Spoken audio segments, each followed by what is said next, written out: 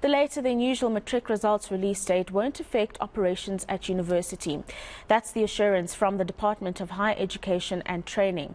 Now, Matric results are expected to be released on the 19th of January.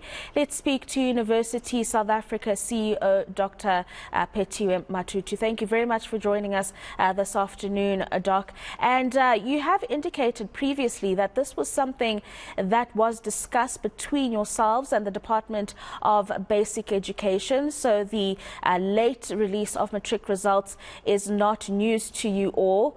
But I wonder if it causes any anxiety for matriculants who just want to be able to secure their space in universities for their preferred course that they would like to take on. One would expect that it would certainly cause anxiety because generally the period between when they finished writing Matric or National Senior Certificate exams and now is quite a lengthy period. And students want to see themselves being placed in a particular program and understanding what their future holds. Now, previously we did note that results would come out quite early in January, and over the years we've seen them retreat further and further towards the end of the month. Does this pose as a concern for University South Africa, particularly because it does impact on the work of higher institutions of learning and the pace at which they have to make sure that all the administrative tasks are completed for new entrants? Certainly, it is a cause for concern. We have discussed this with the Department of Basic Education as Universities South Africa, and it is a problem that we envisage will continue to work on with them on because it compresses the registration period, the selection period, and may cause delays in some students registering.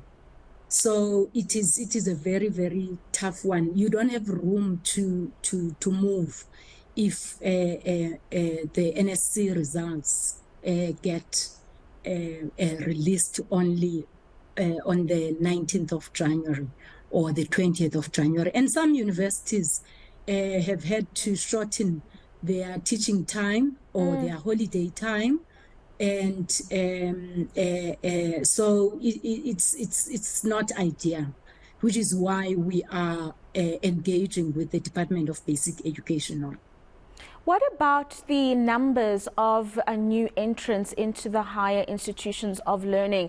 Does it impact those numbers at all? Because what we've seen over the years is that a lot of the institutions are oversubscribed in terms of applications, and until we have the final results from the NSC, those numbers are up in the air, and it's difficult for an institution to then approve a certain number or not approve a certain number, or for people to go and find other institutions.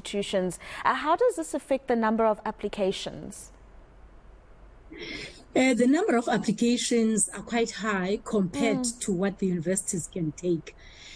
So the key thing is that within that process of making the offers and offers being accepted by students, it's important that one is still able to juggle in such a way that they get the numbers that they can accept.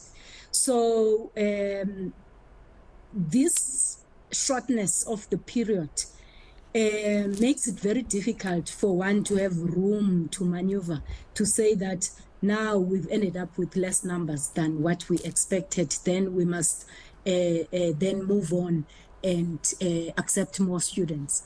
So it is a tough one it's the juggling is just a bit unfair to the registrars. Yeah, and what about the registration process? I think you'll find that with the results coming out so late in the month, many potential students are going to be flocking to universities. But now there's the issue that everything is done online and the registration process is online. Are universities still taking walk-ins? One would assume that if this is the case, the queues would be a disaster. And as we've seen in previous years, it really just doesn't bode well when there are walk-in registrations. What is the latest in that registration process? The majority of the universities do not take walk-ins, but we do have a few which will still take walk-ins.